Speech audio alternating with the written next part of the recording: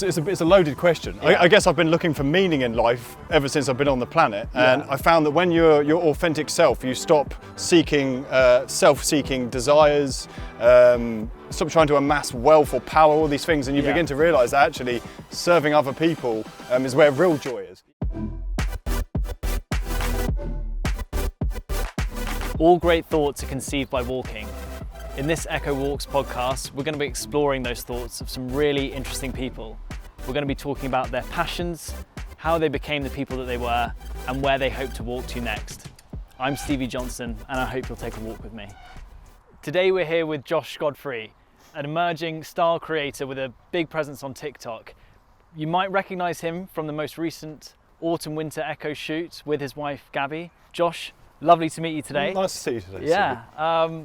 So great to learn a little bit more about you. I know that you grew up in Portsmouth, not a million miles from here. No, not too far. How was that? It was enjoyable. It's beautiful there. We've got the beach, and I had a great upbringing actually.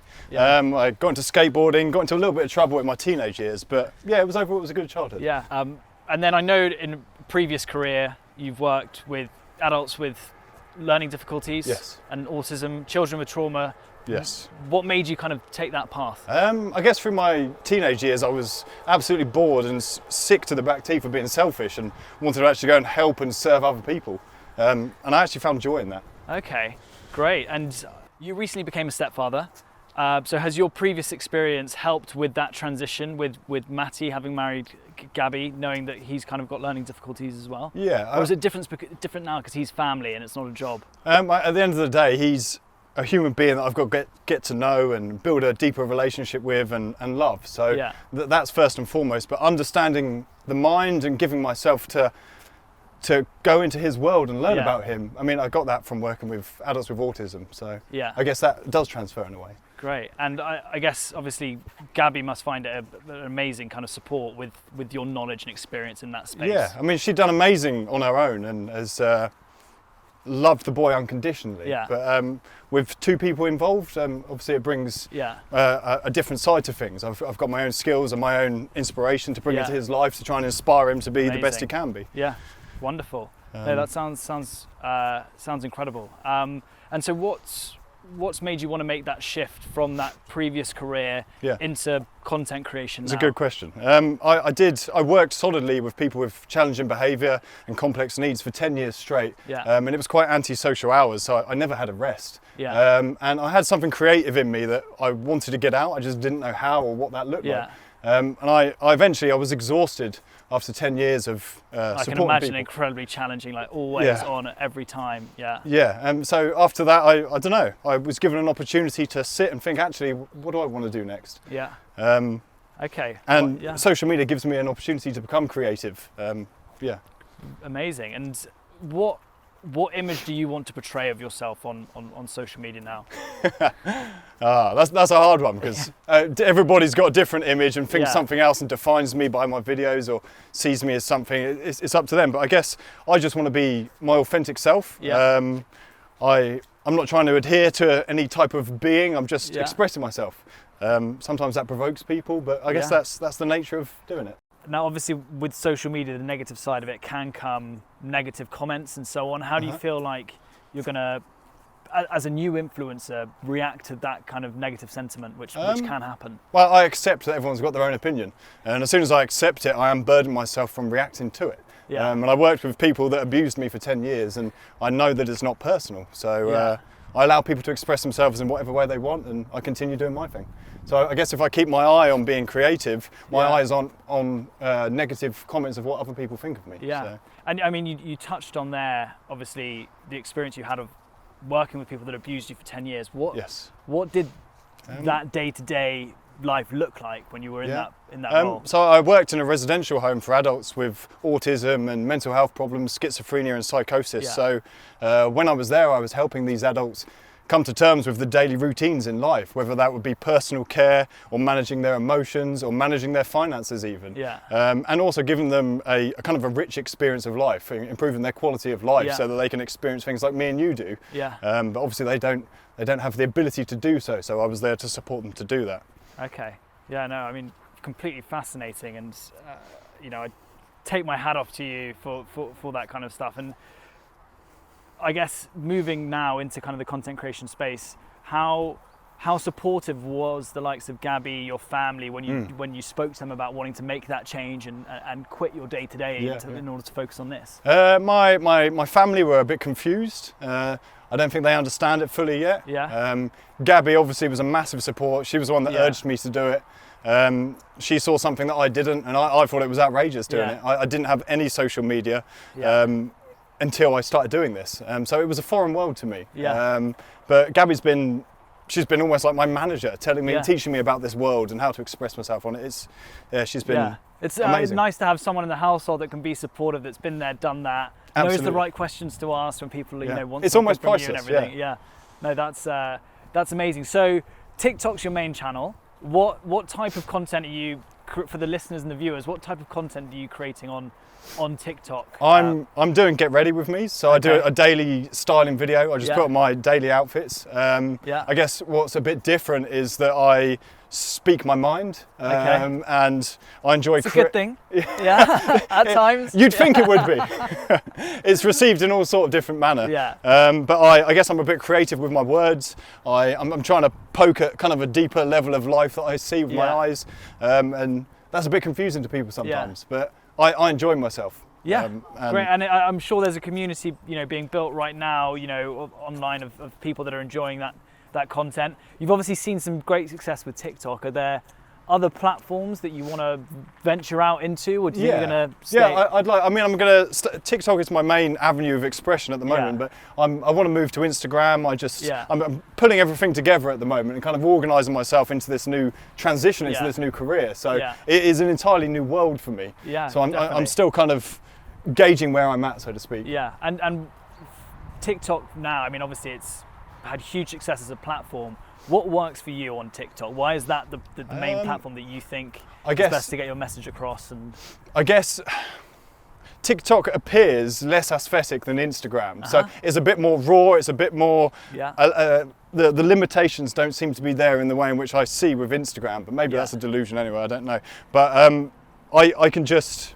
I don't know. I feel more accepted on TikTok to a degree. And do you know what? I think that's actually you almost brush that off, being like, maybe it's because I feel more accepted. But I think that's such an important part of social media, those online communities as well, because there are people out there that want to engage with individuals, that want to see that type of content, and it is a form of acceptance. Yes, definitely. So no, that makes complete sense. At times it feels like on Instagram it's almost like a perfected advert of a place, which, and there's nothing wrong with that. It just, for a more raw expression, I think TikTok serves for that. And I think as well that's why we're seeing, especially kind of the younger millennials and the Gen Z demographic as well, really enjoy kind of TikTok as a platform. There are other ones like Be Real and so on, where people can just be their true selves, none of the overly curated side of things, and really get to know someone. So no, that's really, really fascinating.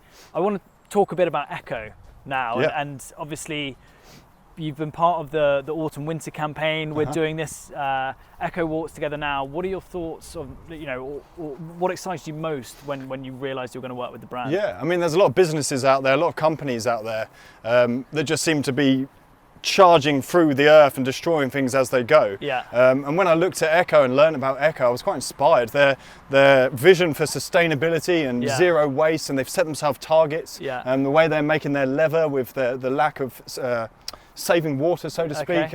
All of these things I think are something to get behind. Definitely. I was inspired by that. So is that sustainability message important for you then, and it is growing, that you align with brands that kind of push out that? It's growing more and more important to me. I think I'm on a learning journey with regards to it, and learning about the impacts that different brands are having on our environment. So learning about what ECCO are doing has enlightened me to see, actually, what are other companies doing too. Great. No, that's I completely agree, and I think maybe that's something that can then tie into more of your fashion content as well. A lot of my fashion content, a lot of my clothes I get from charity shops, thrift stores. I'm always looking for bargains there, and it is sustainable. So bringing that in and making that maybe seem more acceptable, I think, it works. Great.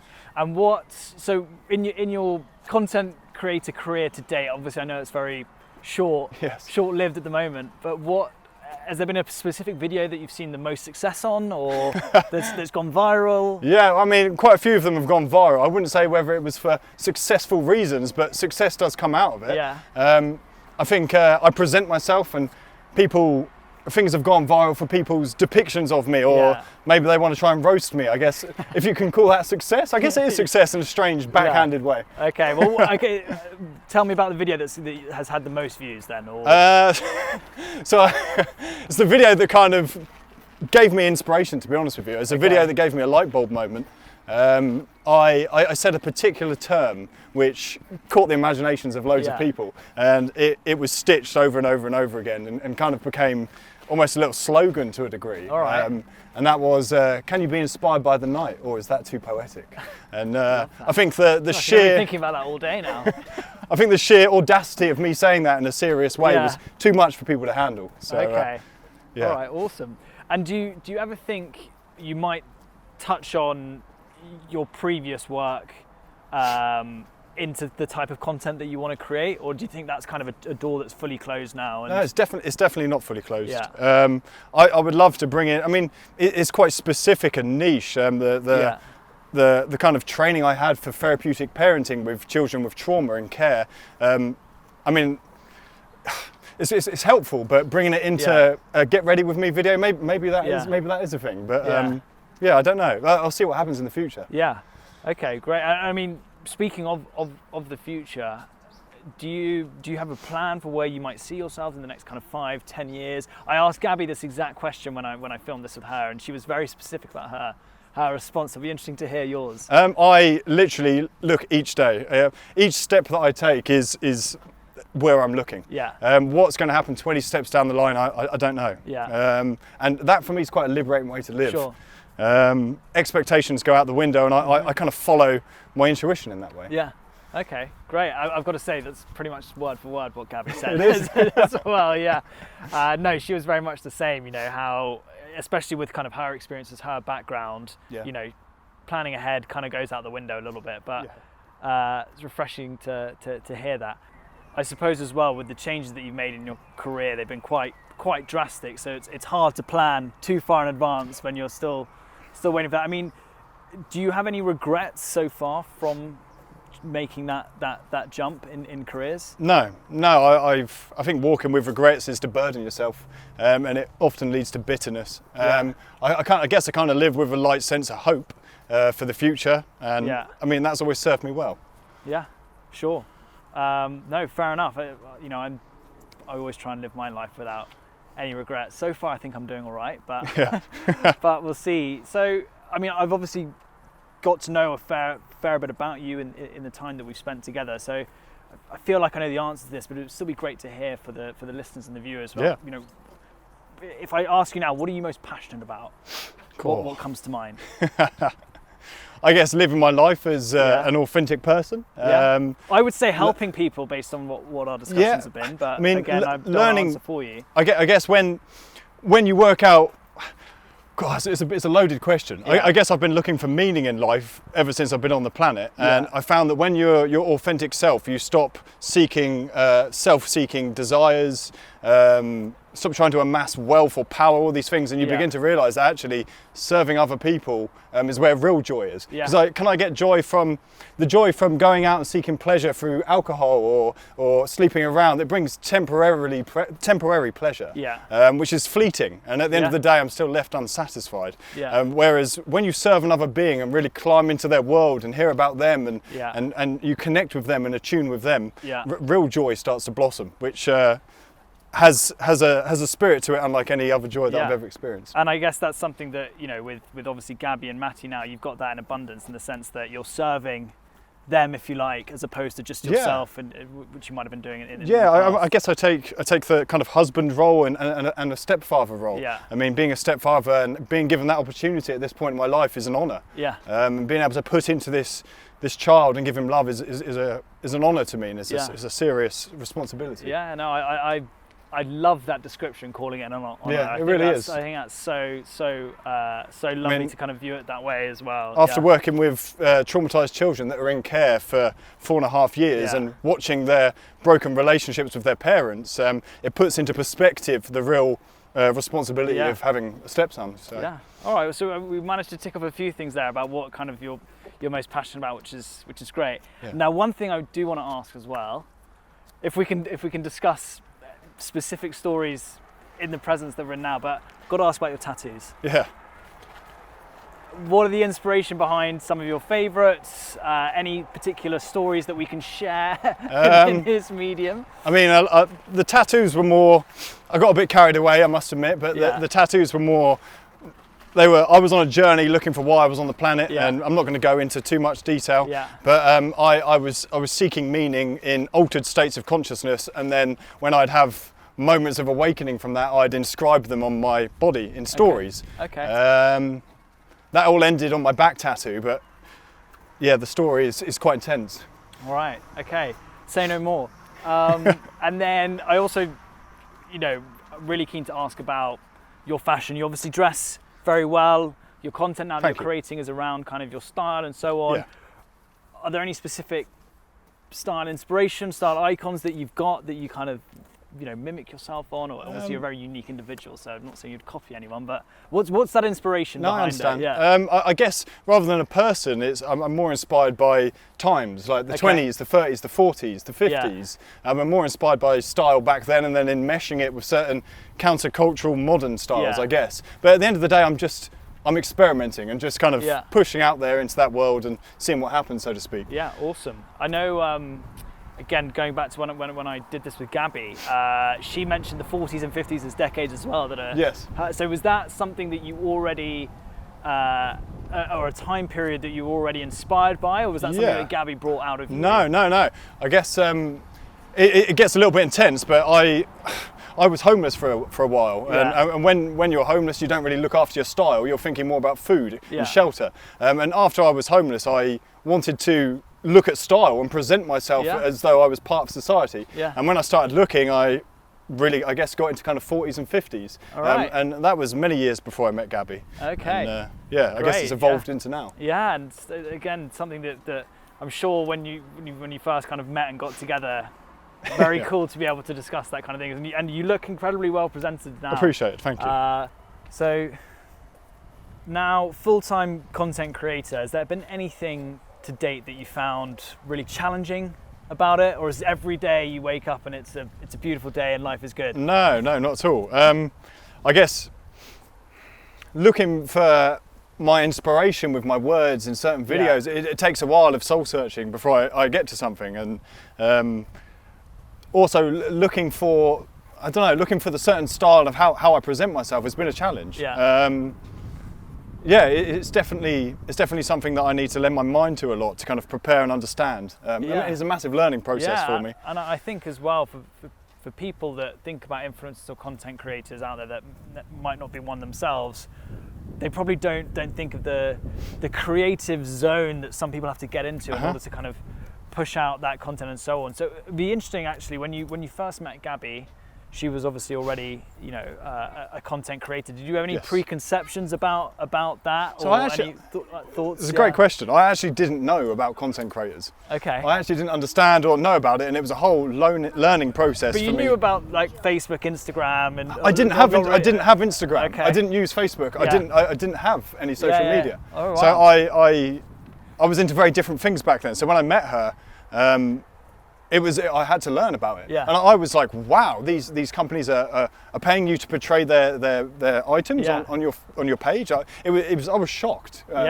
It was a whole new world for me actually. Now it seems familiar and normal. And I guess what's nice is because kind of not knowing about it meant you didn't have any of those preconceptions. No. So when Gabby spoke to you about it, it probably wasn't with you looking at it with a hat on, whereby it's like, I don't get that, or I think it's a bit ridiculous, or anything. But there was no stigma when I met it was all new information. And amazing to see that journey from not knowing about it now to kind of where you are. It's quite strange, where you are today. So in this new world, I don't want to say this new life of yours because it's your same life and so on. But in the new day to day that you have, what does a typical day look like for you at home in beautiful Godalming? It is stunning here. I mean, the daily routine would be to get up, eat, and go and use the gym. I enjoy physical exercise. It's a great expression for me. Yeah. Then I come back and I think about content creation and spending time with my family and expressing experiencing life with Matty as well. He's been off school for a while as we've transitioned from house to house. So it's been trying to help him read and exploring all of his games with him. So amazing. And I bet, because I know that with you and Gabby both being influencers, you get to spend and work from home a lot of the time. I'm sure Matty really enjoys having you both. He loves that. Yeah, he loves that. Yeah. He, I guess he's never seen anything different with Gabby. So he loves having us around and sharing his life with us. Yeah, definitely. And it's valuable and rich experience for him as well. Yeah, and I'm sure with routine as well and everything, it's incredibly important. Yeah, it works perfectly for him in that way. All right. Well, Josh, I mean, I've learned a huge amount from this. From this walk, and thanks for sharing some really intimate details about your past and your background. It's been really eye-opening. Yeah, so thank you for the chat. I appreciate it. Yeah, no, it's been good. It was lovely meeting you. Yeah, and you. It's been good to walk together. And for everyone else, listening or watching, be sure to subscribe. For more ECCO Walks podcasts just like this one. Thanks.